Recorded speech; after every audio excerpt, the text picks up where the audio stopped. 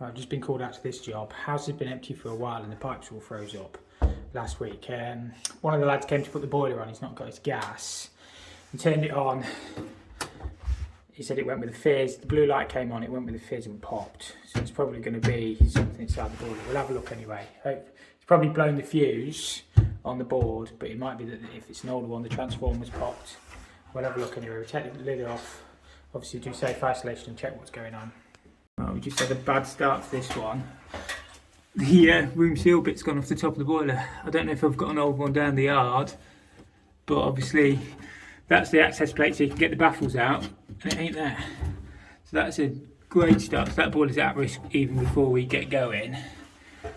But what I'm going to do, I'm still going to have a look at the boiler, see if I can diagnose it. I've got Harry with me. He's actually doing all his BPET gas training in a minute, so we're going to get some evidence, but that is obviously a dangerous situation before we start.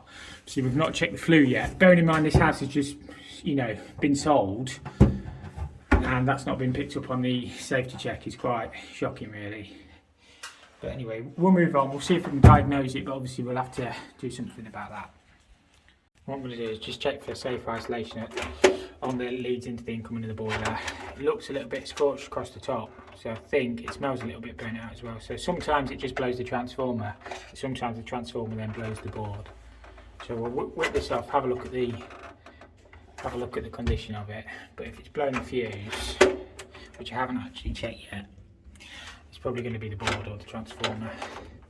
Boiler itself looks okay. There was a bit of sealing where the flew out. Obviously flue's not got the screw in it. Obviously that's missing. Obviously we'll have to check red gasket for emissions and stuff like that. Hopefully that red gasket hasn't gone, because if it has, the emissions would have been coming straight into the room. These look okay actually. But it's probably been serviced. You can see some crap. It's probably been serviced, but I don't know who forgets to put that back on. How you can forget to put that back on, it's quite worrying. Right, so the main fuse has gone on the board, so they do actually send a spare out, so we'll check that one. Obviously with the multimeter, a bit hard to do one-handed. Now just hold that camera so you can film that. So that fuse is fine. So that one's fine. We can put that one back in the holder, but I think it's probably just going to pop again. What we can actually do is disconnect the fan off it and see if that stops it from tripping. We can disconnect components. I've got some spare fuses in the van anyway, and we'll have a look what happens. So Harry's just turning the power back on. We'll give the boiler a demand again, but I think this will pop straight away. We'll boost the heat in. Is that going to hold in?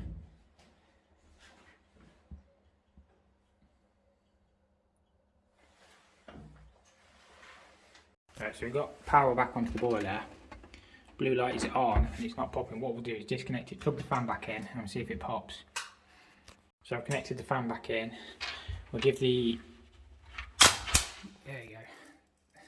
Yeah, it's the fan. Turn the power off, Harry. You can see the fan is fizzing away. That made me jump. Right, what I'm going to do is obviously put my warning labels on the boiler. There's no other gas in the property apart from this, so I might just put a disc in the meter, to be honest with you, because obviously it's not going to work anyway until we get the new fan. But obviously that piece is missing at the top, the access panel. I can't remember. I don't even know if Worcester do it as a spare part. They must do. And obviously we need to have a look at the flue throughout the whole integrity of the system. But yeah, that's all I can do. I haven't got an order to actually fix the boiler. All you has to do is turn the heating on, you see. I just popped out with Harry. Because all the pipes froze up in the roof, we've lagged all the pipes. We're just draining the hot water back out of it now. So the property's going to be empty for a while, so we'll get an order to repair the boiler or quote the customer, and that's the best I can do today. I'm just putting a new fan on this boiler. Obviously I've got a new top plate as well. 13mm socket or spanner on there will do the job. This whole piece then swings forward. I've already disconnected it off the gas valve, and then I can just change. Obviously I'll change that red gasket. They send a new one with a fan anyway. Really need a Weir Joker spanner, but I don't really do that many boilers, not as many as I probably should. I can do them, but say I just do so many different jobs. Say earlier I was doing that heat pump. But yeah, I get this took out. That comes off there. That swings out. Get this fan changed, and we'll get it working. All you do on these is tip them towards you, and then that whole piece comes out. Then easier to do it with two hands, but that will come forward, and then we can just, oh, I forgot to disconnect the earth, what a plonker. Disconnect the earth, and then I can change that fan unit, change that red gasket. Oh, come on, let's round the, I'll get that off there in a second. I think that red gasket has been changed, but you change them anyway. Bit of condensation in there, isn't there? We'll check that burner as well, and check the bottom baffles. Make sure we can clean the heat exchanger out as well while we've got the top off it. What's the condensate fan looking like? There's a bit in it. Right, I've put my new red gasket on. I've cleaned them electrodes. They seemed okay actually, to be honest with you. There's no point changing them. I know you can get the gaskets with the electrodes, but as long as they're alright. I just need to get the fan and everything bolted back in. We should be good. Right, I'm actually going to leave this one for today. I actually forgot to pick up some quick blow fuses. I used mine just before Christmas and forgot to restock. I'm going to bring Harry back tomorrow. We're fitting a boiler just around the corner. This is an empty house. So we'll fit that boiler and then we'll just pop over here. I want him to do all the safety checks on it because he's learning his gas. So he'll run through tightness test. The gas is capped off anyway at the minute. So he'll do tightness test. We need to check all the flue up in the roof because it's vertical flue, it's a bungalow. So I'll get him to go up in there, do all the, make sure it's all bracketed and supported. Yeah, and then just put the fuse in and it should be good to go. I might actually put a fault on it and see if he can work it out. So a little bit of good practice for him. So yeah, we'll pick this up tomorrow. As I say, doing a boiler. Tomorrow's Friday. It's been a bit of a funny week this week with first week back after Christmas. You lose track of your days. So yeah, boiler tomorrow, and then next week I've got a bigger, not like a major plant room, but I'm putting quite a big boiler in. So that should be an interesting one. So yeah, we'll pick this one up in a minute. This is the back on the fan job. We're going to do a tightness test on it to make sure there's no leaks. I've got Harry with me, but he didn't want to be in the video. So yeah, obviously we've zeroed our gauge, and then we're just going to go through the let by and tightness test procedure with Harry, and then we'll look at what we should be looking for and permissible drops on meters and stuff like that. So yeah, all looks okay on this one. So yeah, we'll do the tightness test and hopefully everything passes. We can get the boiler back on then. Right, just before I turn the boiler on, I've just popped up in the roof to check the flue. Looks okay actually. We've got bracket at the top, bracket on the bend, bracket on this bend. There's not one at the bottom, but to be honest it feels secure. It's screwed. We've got screws in every one. So it's just missing one screw at the bottom. We can pop that in, and I'm fairly happy with that flue. It's always worth just popping up in the roof just to check, because you don't know if this is come detached.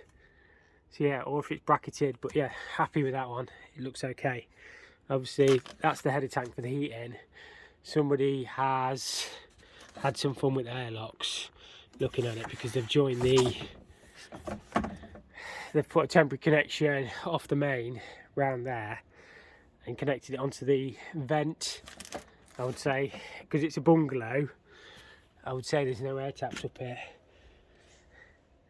I don't know where the air taps are, and I would say all airlocked over the top. So that's why they've done that, and they've blasted it back up, and then it'll blast it out the cold feed. So if you ever see that, where you've got a random connection coming off the side, that's what it is. They've joined that onto the vent. But yeah, this flue's fine. We'll just fire the boiler up, we'll do our safety check so we can go. Right, the boiler's not gone bang this time, which is good. Just got to put all the electric covers back on, do my safety checks, high and low fire, and that should be good to go. I'm just running Harry through all the procedures, so we'll get him to do all the safety checks, but he don't want to be filmed. But happy the boiler's not gone bang and it's fired up, so should be good on this one. Right, we just struck the boiler back up. It's going to overheat. Well, not overheat, it's clicking off on its stat. This pump is stuck. I hate these pumps, absolutely hate them. They're absolute rubbish. If you're watching Grundfos, they are rubbish. Don't blame me, they are rubbish. I think there's a way you can free them off. I'm going to take it apart and see if I can free the shaft off. If not, I'll have to put a new pump on. So we'll just whip them valves off, take the head off. and try and free it off. I'll turn the power off. So yeah, the boiler's literally just going to overheat. We can't run the safety checks on it because it's not firing up properly.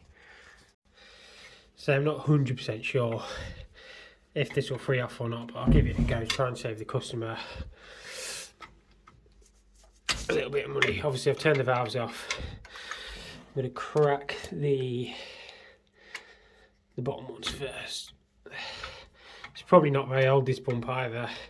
Grundfos say if the head's fitted upside down like it is, it invalidates the warranty, which is absolutely rubbish. Got that Allen key stuck on there. Wiggle that off, Harry. Wiggle that off. I'm just going to get a rag as well. Just crack the other bottom one. And I'm pretty sure behind here you can free the impellers off somehow. But if you can't, I've still got to take the head off anyway.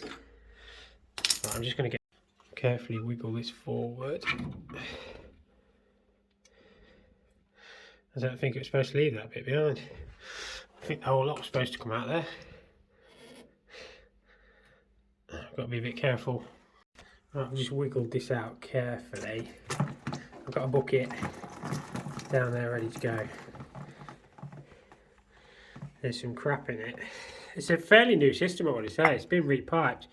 We might be able to free that off. If not, I'll have to put a new pump in it. So I'm not a massive fan of these pumps, to be honest with you. At least the valves are holding. I did have my NERAD thing ready, but it's hard to hold and film and everything, just in case it shot out on that 3-port. But that's probably the next thing that's going to go wrong on this system. So yeah, we'll see if we can free this off. If not, I'll have to put a new pump on it. Right, now I haven't got a rag down, but this is having all the fluid in here anyway. This is, they've had the carpet took up and it's on the old asbestos floor tiles. I freed that off. I'm tempted to doubly do that up. I think once it gets going again, it'll probably be okay. I think it's just because it's been sat. It sounds a little bit like grainy, if that makes sense. Hopefully when it gets spinning,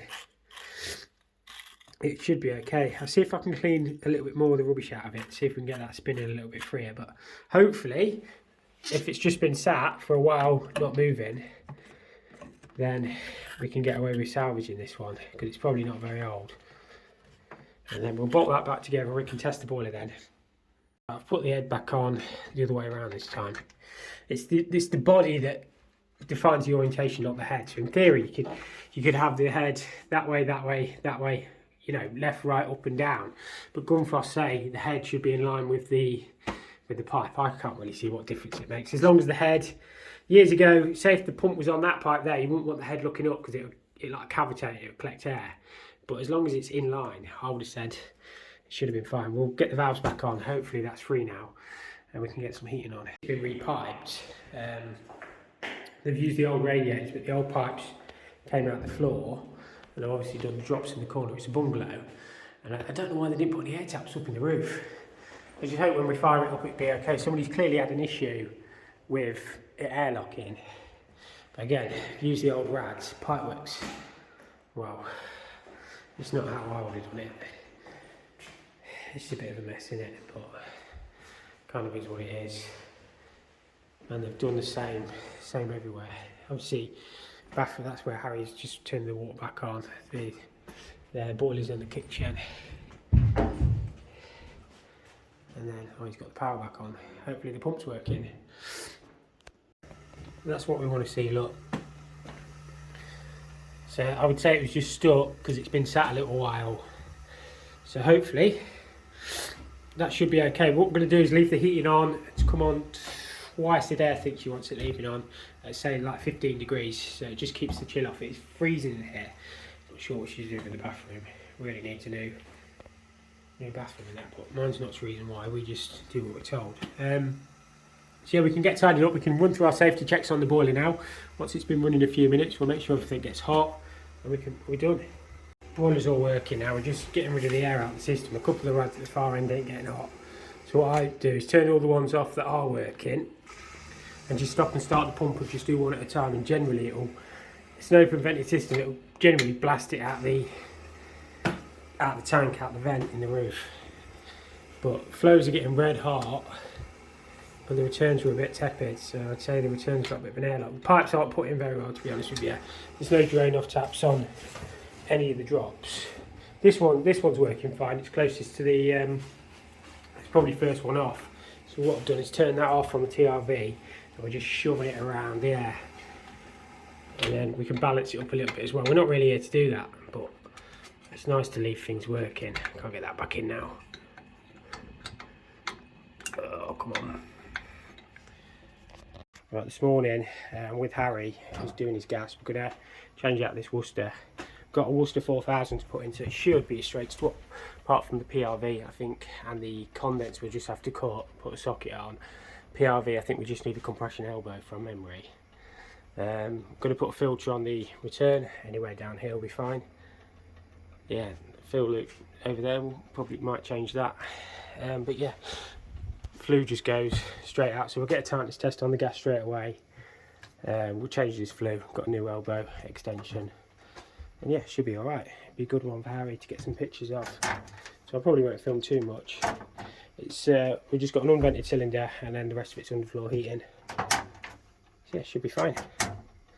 Grundfos programmer just does. Yeah, that'll be alright. We'll get this one swapped out. That's it. So Harry fitted all this one actually. I didn't actually get any shots of the job. When we lifted the boiler off, the old floor fell through, so I just got a bit of ply out of the van. But yeah, all installed, got a filter.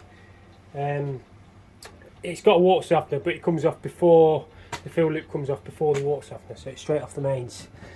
That's just like a scale reducer thing, and then the fill loop comes off there. You shouldn't really fill these through artificially softened water. So yeah, all should be good on this one. Just got Harry's going to fill out the paperwork for it now, and that's this one all sorted. Thanks for watching as always, guys. Hopefully you learnt something. This episode was probably a bit shorter just because just getting back into the swing of things after Christmas, it just takes a little bit of time to get a load of footage and that saved up. So yeah, if you did enjoy this video, make sure you hit the like button. If you didn't, hit the dislike button. Consider subscribing if you're new, it really does help me. So yeah, thank you all for watching, and I'll see you on the next one. The next one's going to be a really interesting one. I'm taking out I don't want to ruin it too much, but it should be an interesting job anyway. So that should be out on Friday. So yeah, subscribe so you don't miss that one, because it's going to be a good one. Thank you all for watching.